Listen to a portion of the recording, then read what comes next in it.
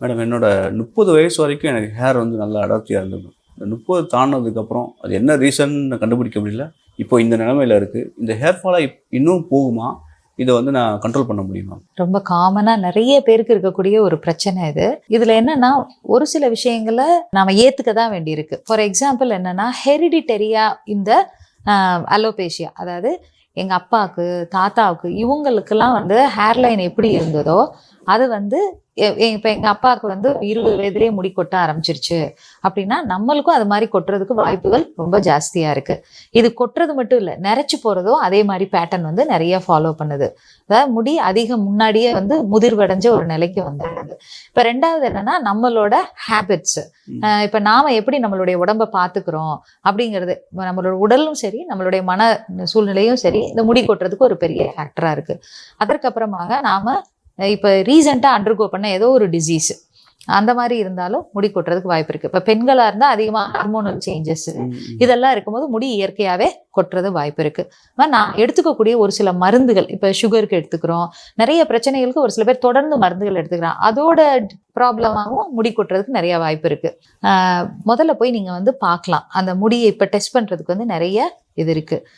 So நம்ம அதை வந்து தெரிஞ்சுக்கணும். இப்போ இது வந்து என்ன மாதிரியான ஸ்டேஜில் இருக்குது. ஒன்று ஸ்கேல்பில் ஏதாவது பிரச்சனை இருக்கா, அதாவது பொடுகு இந்த மாதிரி எதுவும் இருக்கா, இல்லை டீனியா அப்படின்னு சொல்கிறோம், ஒரு விதமான ஃபங்கல் இன்ஃபெக்ஷன் அது மாதிரி எதுவும் இருக்கா, இல்லை அதெல்லாம் இல்லை. ஆனால் முடி வந்து ரூட்ல இருந்து தான் எனக்கு கொட்டுது, ஒடிஞ்சு வருதா, இல்லை நியூட்ரிஷனல் டெஃபிஷியன்சி இருக்கா அப்படின்னு இது மாதிரி பல காரணங்கள் இருக்குது. ஸோ இதில் என்ன காரணங்கிறத தெரிஞ்சு நம்ம அதை ட்ரீட் பண்ணால் ரொம்ப சரியாக போயிடும். அது தவிர இப்போ பால்ட்னஸ் ஆயிடுச்சு, இப்போ எனக்கு இது மாதிரியே ஒரு 5 வருஷமா இருக்குது, நான் இப்போ வந்து நான் முடியை வந்து சரி பண்ணிக்க முடியுமா அப்படின்னா, பால்ட்னஸ்ங்கிறது வந்து ஒரு பெர்மனண்ட்டான ஒரு மாற்றம். ஸோ நிறைய இப்போ அட்வர்டைஸ்மெண்ட்ஸ் எல்லாம் வருது, இந்த மாதிரி இதெல்லாம் நாங்கள் சரி பண்ணுறோன்னு. என்னை கேட்டால் கைண்ட்லி அதெல்லாம் நம்ப வேண்டாம். ஏன்னா ஒரு இயற்கையாக ஏற்பட்ட ஒரு மாற்றத்தை திருப்பி யாருனாலையும் சரி செய்யறது முடியாது. அப்படி அதில் ஒரு ரீக்ரோத் இருக்குது அப்படின்னா அது பால்ட்னஸ்க்கு போலேன்னு அர்த்தம். இதை வந்து நம்ம ஹேர் எடுத்து செக் பண்ணுறதன் மூலமாக கண்டுபிடிச்சிக்கலாம். இப்போ ரீசெண்டாக இதுலலாம் வருது, இன்ஸ்டாகிராமில் வருது, ஒரு சின்ன லிக்விட் மாதிரி கொடுக்குறாங்க. பால்னஸ் ஏரியாவில் வந்து அந்த லிக்விடை வந்து ஸ்ப்ரே பண்ணிட்டா அங்கேயே வந்து ஹேர் க்ரோத் ஆகுற மாதிரி காமிக்கிறாங்க. அது வந்து நிறைய இருக்குது. அமினடாக்சில் அப்படின்னு சொல்லிக்கூடிய நிறைய இது மாதிரி நிறைய காம்பினேஷன்ஸ் வந்து கெமிக்கல்ஸ் இருக்குது. பட் இது எல்லாமே ஷார்ட் லிவ்டு, ரொம்ப ஒரு குறுகின காலத்துக்கு. இல்லைன்னா நீங்கள் எவ்வளோ நாள் தேய்ச்சிட்டே இருக்கீங்களோ அதுவரை அந்த எஃபெக்ட் இருக்குமே தவிர அது வந்து பெர்மனெண்ட்டான மாற்றத்தை கொடுக்காது.